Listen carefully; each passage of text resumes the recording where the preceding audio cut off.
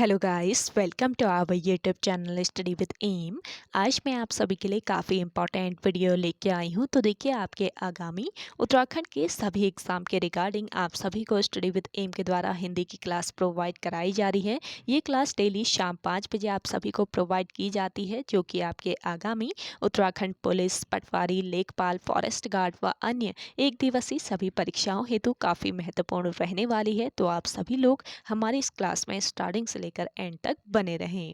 और अभी तक काफ़ी सारी क्लासेस आपको हिंदी की प्रोवाइड करा दी गई हैं। तो जिन लोगों ने पुरानी क्लासेस नहीं देखी हैं, स्टडी विद एम पर प्लेलिस्ट अपडेट कर दी गई है, तो वहाँ पे आप विजिट करके अब तक के सारे क्लासेस को एक साथ देख सकते हैं। तो चलिए, आज के इस क्लास को हम स्टार्ट करते हैं। स्टार्ट करने से पहले जिन लोगों ने अभी तक हमारे YouTube channel study with M को सब्सक्राइब नहीं किया है, वो सब्सक्राइब कर लें। साथ ही साथ बगल में जो बेल आइकन दिख रहा है, इसे भी प्रेस कर लें, ताकि हम कोई भी वीडियो डालते हैं तो उसका नोटिफिकेशन आपके पास जल्द से जल्द पहुंच जाए। आप सभी लोग हमारे टेलीग्राम चैनल को भी ज्वाइन कर सकते हैं। ये भी स्टडी विद एम के नाम से ही बना हुआ है और टेलीग्राम चैनल पर रात को 8 बजे क्विज़ का भी आयोजन किया जाता है। काफ़ी महत्वपूर्ण क्वेश्चन आपको क्विज़ के रूप में दिए जा रहे हैं, तो आप कोई ज्वाइन कर सकते हैं।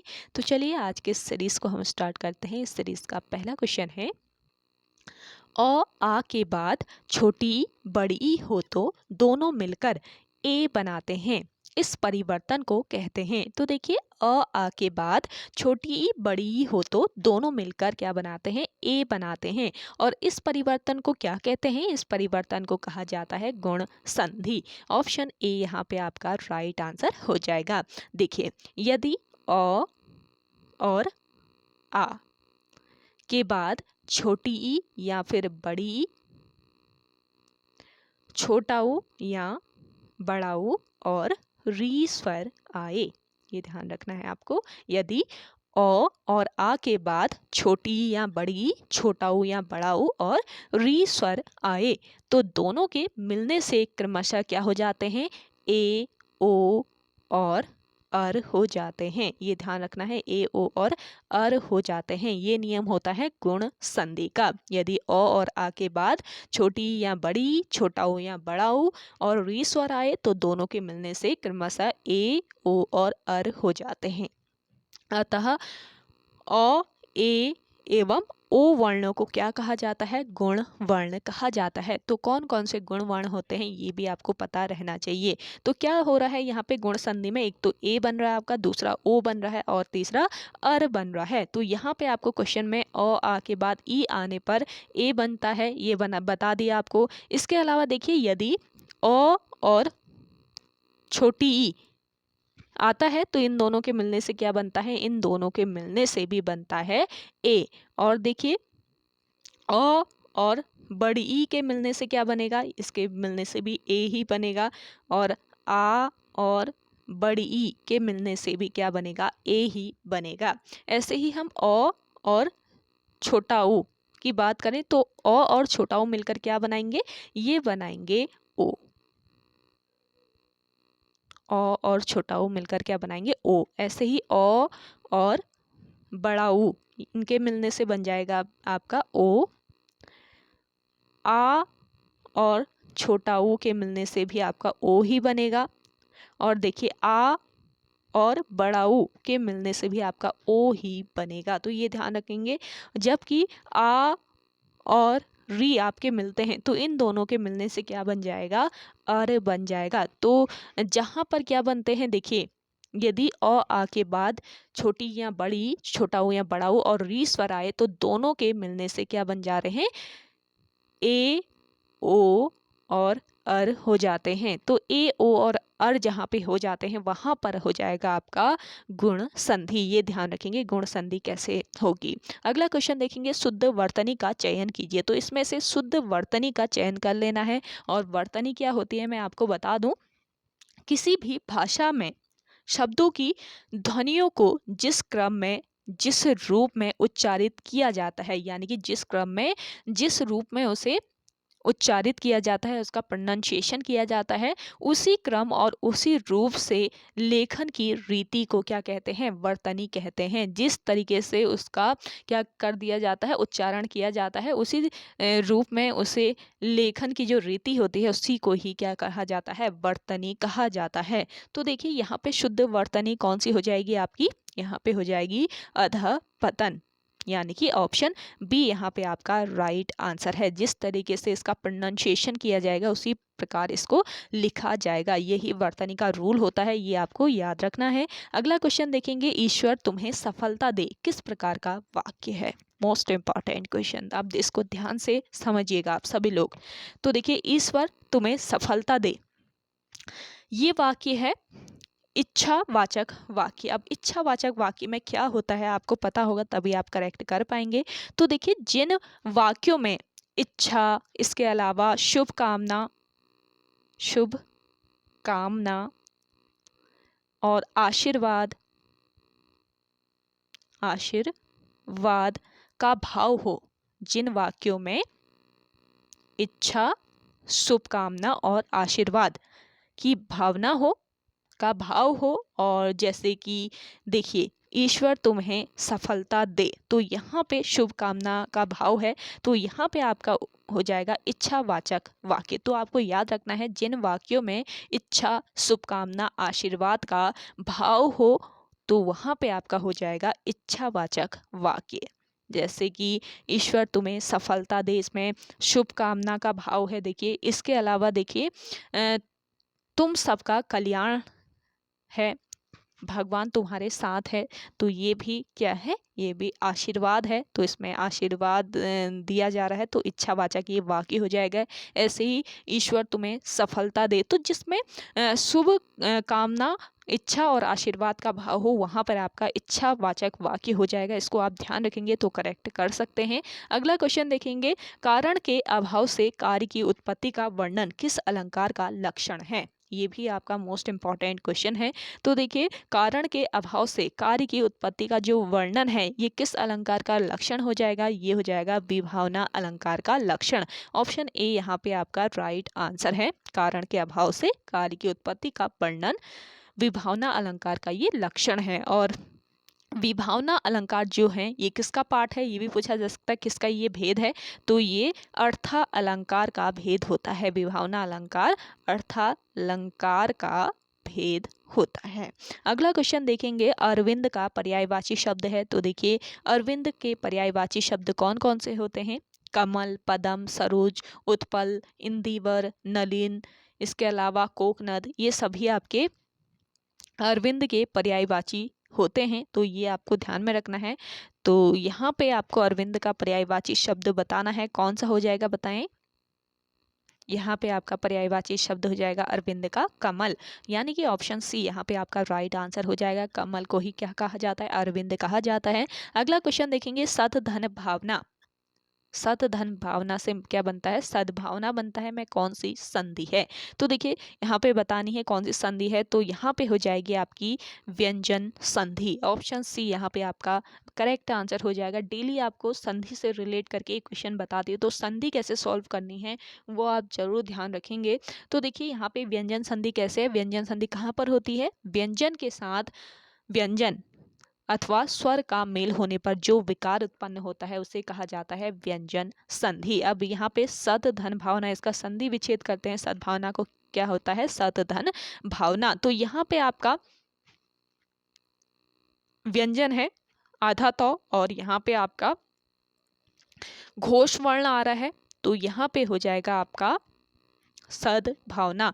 यहाँ पे तो और भौ मिलकर क्या बना रहे हैं, द बना रहे हैं, तो ये परिवर्तन हो रहा है। जो भी परिवर्तन और विकार होता है व्यंजन के साथ व्यंजन और स्वर के मेल से, तो जो विकार उत्पन्न होता है तो उसे कहा जाता है व्यंजन संधि। अगला क्वेश्चन देखेंगे, अगला क्वेश्चन है आपका, कोयलों की दलदली में हाथ काले, कोयलों की दलदली में हाथ काले लोकोक्ति का अर्थ है। तो देखिए, यहाँ पे जो आपको लोकोक्ति दी हुई है, कोयलों की दलाली में, सॉरी दलदली नहीं, दलाली में हाथ काले, कोयलों की दलाली में हाथ काले, इस लोकोक्ति का अर्थ बताना है। तो इसका अर्थ क्या हो जाएगा, बुरे का साथ करने से कलंक लग जाता है।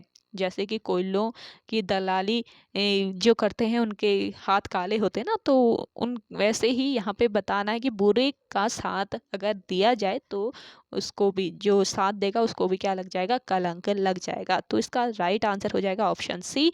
अगला क्वेश्चन देखेंगे, हिंदी दिवस किस दिन मनाया जाता है? तो हिंदी दिवस यहाँ पे पूछा है आपसे, तो हिंदी दिवस मनाया जाता है आपके कब? 14 सितंबर को। ऑप्शन बी यहाँ पे आपका राइट आंसर हो जाएगा। देखिए, भारतीय संविधान में हिंदी को 14 सितंबर 1949 को मान्यता प्रदान की गई थी और इसलिए प्रत्येक वर्ष 14 सितंबर को हिंदी दिवस के रूप में मनाया जाता है। और देखिए, संविधान के आर्टिकल 343 के अनुसार, अनुच्छेद 343 के अनुसार संघ की राजभाषा हिंदी और लिपि क्या है? देवनागरी लिपि।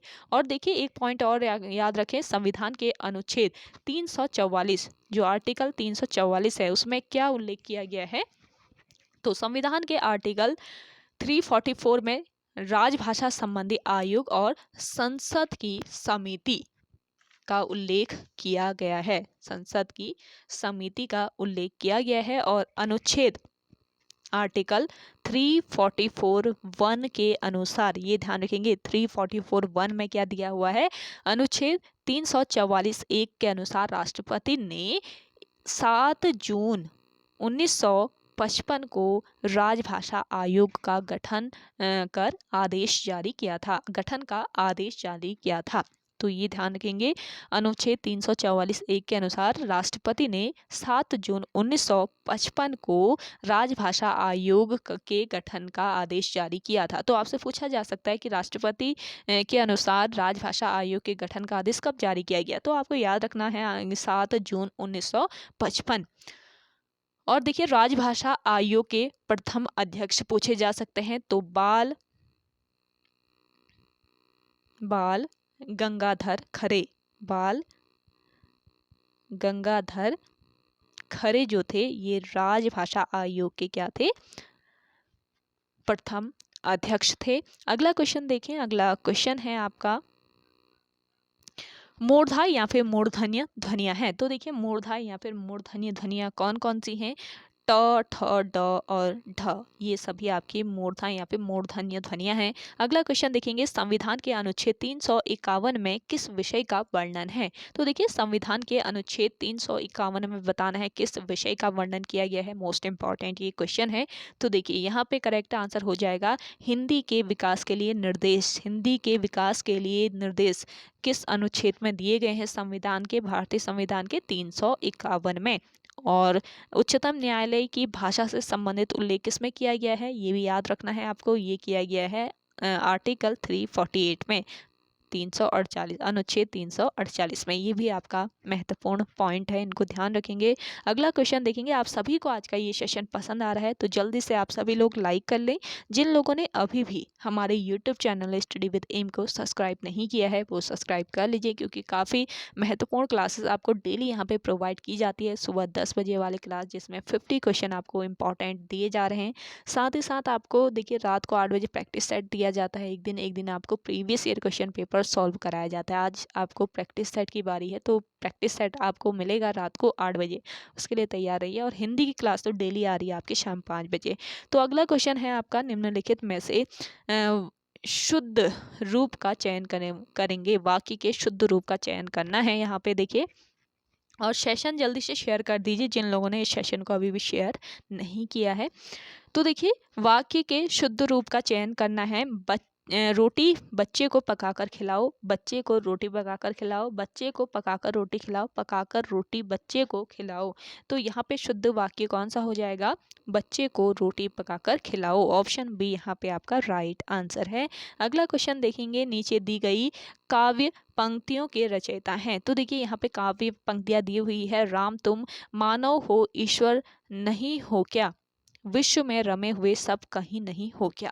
तो ये जो पंक्तियां हैं, इसके रचयिता कौन है ये बताना है। तो यहाँ पे आपका राइट आंसर हो जाएगा मैथिली शरण गुप्त। ऑप्शन ए बिल्कुल राइट आंसर हो जाएगा। देखिए, मैथिली शरण गुप्त, इनके जन्म की अगर हम बात करें तो इनका जन्म 3 अगस्त 1800 1886 को कहाँ पर हुआ था? उत्तर प्रदेश के झांसी के पास एक गांव है जिसका नाम है चिरगांव। तो चिरगांव में इनका जन्म हुआ था, जो कि उत्तर प्रदेश राज्य में स्थित है। और देखिए, हिंदी साहित्य में खड़ी बोली के प्रथम महत्वपूर्ण कवि माने जाते हैं मैथिली शरण गुप्त। और इन्हें साहित्य जगत में क्या कहा जाता है, किस नाम से संबोधित किया जाता है? साहित्य जगत में ये दद्दा के नाम से जाने जाते हैं। दद्दा के नाम से इन्हें संबोधित किया जाता है। और इनकी कृति भारत भारती, इनकी एक कृति है जिसका नाम है भारत भारती। तो भारत भारती नामक कृति के लेखक कौन है पूछा जाए तो आपको याद रखना है मैथिली शरण गुप्त है। तो इनकी एक कृति है भारत भारती, जो कि भारत स्वतंत्रता संग्राम के समय काफ़ी प्रभावशाली हुई थी। और इसी कारण महात्मा गांधी ने इन्हें किस पदवी से सम्मानित किया था? राष्ट्र कवि की पदवी देकर सम्मानित किया था। तो राष्ट्र कवि किसने कहा मैथिली शरण गुप्त को, ये भी पूछा जा सकता है। तो ये कहा था महात्मा गांधी ने। और इनकी जयंती होती है कब? 3 अगस्त को। 3 अगस्त, क्योंकि 3 अगस्त को इनका जन्म हुआ था, तो 3 अगस्त को इनकी जयंती मनाई जाती है। और 3 अगस्त को हर वर्ष इनकी जयंती किस रूप में? कवि दिवस के रूप में मनाई जाती है। तो आपसे पूछा जाए कि कवि दिवस कब होता है, तो आपको याद रखना है 3 अगस्त को कवि दिवस के रूप में मनाया जाता है। और किसकी जयंती को कवि दिवस के रूप में मनाया जाता है, ये भी क्वेश्चन पूछा जा सकता है। तो ये कौन है लेखक? मैथिली शरण गुप्त। तो ये कवि हैं मैथिली शरण गुप्त, जिनके जन्म दिवस को कवि दिवस के रूप में मनाया जाता है। और मैथिली शरण गुप्त जो है, इन्हें पद्म भूषण से सम्मानित किया गया है। किस वर्ष दिया गया? 1954 में, 1954 में इन्हें पद्म भूषण सम्मान से भी सम्मानित किया गया है। अगला क्वेश्चन देखेंगे, तन मन धन से तुम्हारी रक्षा करना चाहता हूँ, वाक्य में विराम चिन्ह लगेंगे। तो देखिए, तन मन धन से तुम्हारी रक्षा करना चाहता हूँ, इन वाक्य में कौन कौन से विराम चिन्ह लगेंगे? एक तो लगेगा आपका, कौन कौन से लगेंगे बताइए? एक तो लगेगा अल्प विराम चिन्ह, दूसरा आपका विस्मयादि बोधक चिन्ह। तो ये आपका ऑप्शन सी बिल्कुल राइट आंसर हो जाएगा। अगला क्वेश्चन देखेंगे, सॉरी, अल्प विराम और ये विस्मयादि बोधक नहीं है, ये पूर्ण विराम, अल्प विराम और पूर्ण विराम यहाँ पे चिन्ह आपके लगेंगे। तो ऑप्शन सी यहाँ पे आपका राइट आंसर हो जाएगा। चलिए अगला क्वेश्चन देखेंगे, निम्न में से महादेवी वर्मा द्वारा लिखित रेखा चित्र कौन सा है? तो देखिए, इनमें से महादेवी वर्मा द्वारा लिखित रेखा चित्र बताना है कौन सा है। तो देखिए, यहाँ पे आपका करेक्ट आंसर हो जाएगा अतीत के चलचित्र। अतीत के जो चलचित्र है, ये महादेवी वर्मा द्वारा लिखित रेखा चित्र है। देखिए, अतीत के चलचित्र स्मृति की रेखाएं, इसके अलावा मेरा परिवार, पथ के साथी, महादेवी वर्मा द्वारा रचित रेखा चित्र, ये हैं रेखा चित्र यानी संस्मरण है इनके, ये ध्यान रखेंगे। अतीत के चलचित्र, स्मृति की रेखाएं, मेरा परिवार, पथ के साथी, ये सभी महादेवी वर्मा द्वारा रचित रेखा चित्र यानी कि संस्मरण है। और महादेवी वर्मा का प्रसिद्ध संस्मरणात्मक रेखा चित्र कौन सा है, ये भी पूछा जा सकता है आप लोगों से। तो आपको याद रखना है, महादेवी वर्मा का प्रसिद्ध संस्मरणात्मक रेखा चित्र भक्तिन स्मृति की रेखाओं में क्या किया गया है? संकलित किया गया है। और बात करें रेखाएं और चित्र, इसके लेखाकार कौन है, इसके रचनाकार कौन है? तो रेखाएं और चित्र, ये भी आपका एक रेखा चित्र है और इसके लेखक बताने हैं। तो इसके लेखक हो जाएंगे कौन? उपेंद्र नाथ अश्क।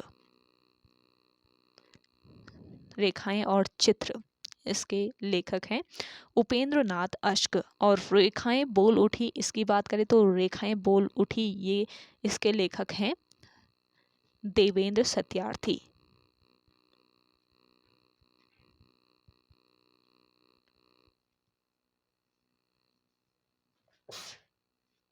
सॉरी, देवेंद्र सत्यार्थी इसके लेखक हैं, यानी कि देवेंद्र सत्यार्थी द्वारा लिखा गया ये रेखा चित्र है, रेखाएं बोल उठी। और रेखा चित्र जो रचना है, यानी कि रेखा चित्र, ये भी एक रेखा चित्र ही है। और इसके रचनाकार बताने हैं तो बनारसी दास चतुर्वेदी आपका हो जाएगा राइट आंसर। बनारसी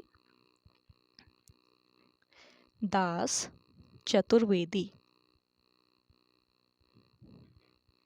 तो आपको नोट कर लेना है, ये हो सकता है कि आगे आपके पेपर में यही पूछ लिया जाए आपसे, तो आपको जो यहाँ पे पढ़ाया जा रहा है एटलीस्ट वो तो अच्छे से आ जाना चाहिए, तो आप गलत मत करके आइएगा। अगला क्वेश्चन देखेंगे, आंतरिक तथा बाह्य स्रोतों से यह ज्ञात हुआ है कि संवत 1535 की वैशाख शुक्ल पंचमी को सिही नामक ग्राम में एक बालक का जन्म हुआ। तो वह बालक था, कौन था वह बालक, ये बताना है। तो वह बालक था सूरदास। ऑप्शन ए यहाँ पे आपका राइट आंसर है। देखिए सूरदास जो हैं ये पुष्टि मार्ग संप्रदाय के अष्टछाप कवियों में से एक थे। ध्यान रखेंगे, पुष्टि मार्ग संप्रदाय के अष्टछाप जो कवि थे ना, अष्टछाप कवियों में से ये एक थे और सबसे प्रमुख कवि भी थे। ये अष्टछाप कवियों में भी सबसे प्रमुख यानी कि सबसे फेमस यही थे। और ये किसके शिष्य थे ये भी पूछा जा सकता है। तो ये वल्लभाचार्य के शिष्य थे सूरदास। और सूरदास जो हैं ये वात्सल्य रस के सम्राट माने जाते हैं। जो आपका वात्सल्य रस है ना हिंदी साहित्य में, तो वात्सल्य रस के भी सम्राट माने जाते हैं सूरदास। सभी आपके यहाँ पे महत्वपूर्ण पॉइंट है, इनको जरूर ध्यान रखेंगे। और ये भगवान श्री कृष्ण के अनन्य उपासक थे। अनन्य उपासक से कौन, सूरदास। अगला क्वेश्चन देखेंगे, जिस बीमारी का ठीक होना संभव ना हो वाक्य के लिए सही शब्द चुनिए। तो देखिए जिस बीमारी का ठीक होना संभव ना हो, इस वाक्य के लिए एक शब्द चुनना है। तो ये शब्द हो जाएगा असाध्य। जो बीमारी ठीक नहीं होती है उनको असाध्य रोग कहा जाता है। तो ये ध्यान रखेंगे, असाध्य बीमारी या असाध्य रोग। अगला क्वेश्चन देखेंगे, प्लुत स्वर कहते हैं, प्लुत स्वर कहते हैं किसको कहा जाता है। देखिए प्लुत का शाब्दिक अर्थ होता है उछलता हुआ। ये ध्यान रखेंगे, प्लुत का शाब्दिक अर्थ क्या होता है, उछलता हुआ। इन स्वरों को जो आपके प्लुत स्वर होते हैं, प्लुत स्वर जो होते हैं, इन स्वरों को बहुमात्रिक स्वर भी कहा जाता है। ये आपका इंपॉर्टेंट पॉइंट है, बहुमात्रिक स्वर किसे कहा जाता है ये भी पूछा जा सकता है। जो आपके प्लुत स्वर होते हैं ना, इन्हीं को ही बहुमात्रिक स्वर कहा जाता है। और इन स्वरों के उच्चारण में दीर्घ स्वरों से भी अधिक समय लगता है। इन स्वरों के उच्चारण में दीर्घ स्वरों से भी अधिक समय लगता है। यानी कि दीर्घ स्वर कौन कौन से होते हैं, दीर्घ स्वर पता होंगे तभी तो आप करेक्ट करेंगे। दीर्घ स्वर होते हैं आपके आ, बड़ी ई, छोटा ऊ, बड़ा ऊ, ए, ऐ, औ, ये सभी आपके दीर्घ स्वर होते हैं। तो इन स्वरों के उच्चारण, दीर्घ स्वरों के उच्चारण से भी जिनमें ज़्यादा समय लगता है वो होंगे आपके प्लुत स्वर। जैसे कि प्लुत स्वर का प्रयोग जैसे नाटक जो संवाद होते हैं ना उनमें अधिकतर होता है। जैसे कि ओम राम कहते हैं ना, तो बहुत देर तक इनका उच्चारण होता है, तो इन्हें कहा जाता है प्लुत स्वर। तो यहाँ पे आपका राइट आंसर हो जाएगा, जिनके उच्चारण में दीर्घ स्वर से भी अधिक समय लगता है तो वो हो जाएंगे आपके प्लुत स्वर। ऑप्शन सी बिल्कुल करेक्ट आंसर है।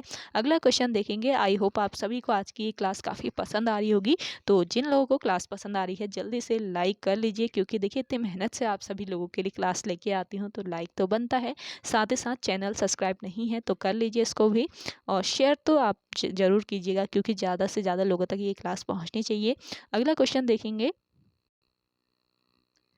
आए थे हरि भजन को ओटन लगे कपास का अर्थ है। तो देखिए आए थे हरि भजन को ओटन लगे कपास, इसका अर्थ बताना है। तो इसका अर्थ हो जाएगा मुख्य कार्य को त्याग कर अन्य कार्य में लग जाना। ऑप्शन सी बिल्कुल राइट आंसर हो जाएगा। अगला क्वेश्चन देखेंगे, वे रहीम नर धन्य हैं पर उपकारी अंग बाटन वाटे को लागे जो मेहंदी को रंग। उपरोक्त दोहे में अलंकार है। तो यहाँ पे बताना है कौन सा अलंकार है।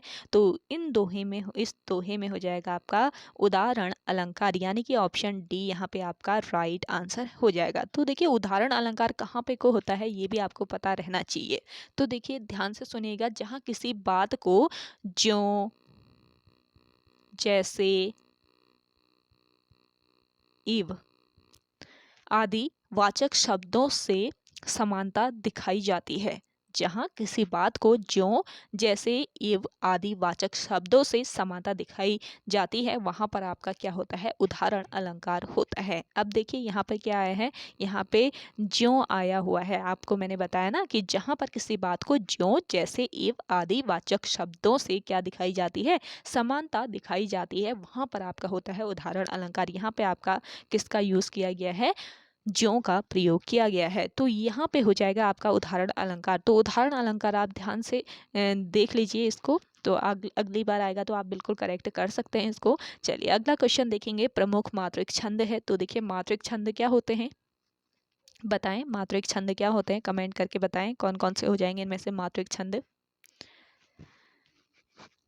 तो देखिए मात्रा व संख्या, ध्यान से सुनिएगा, मात्रा व संख्या, मात्रा व संख्या समान किंतु लघु व गुरु के क्रम पर ध्यान नहीं दिया जाता। मात्रा व संख्या समान किंतु लघु व गुरु के क्रम पर ध्यान नहीं दिया जाता, उसे कहा जाता है मात्रिक छंद, उसे मात्रिक छंद कहते हैं।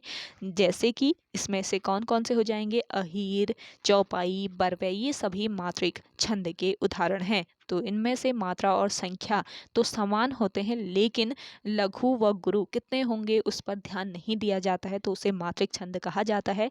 अहीर, चौपाई, बरवे, ये सभी आपके मात्रिक छंद के क्या है, उदाहरण हैं।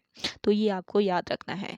तो ओके गाइस, आज के इस सेशन में इतना ही। आई होप आप सभी को आज का ये सेशन काफ़ी पसंद आया होगा। अगर आप सभी को आज का ये सेशन पसंद आता है तो इस सेशन को लाइक कीजिए, शेयर कीजिए। जिन लोगों ने अभी भी हमारे YouTube channel study with M को सब्सक्राइब नहीं किया है वो सब्सक्राइब कर लें। रात को 8 बजे आपको प्रैक्टिस सेट प्रोवाइड किया जाएगा, उसके लिए भी आप सभी लोग तैयार रहिएगा।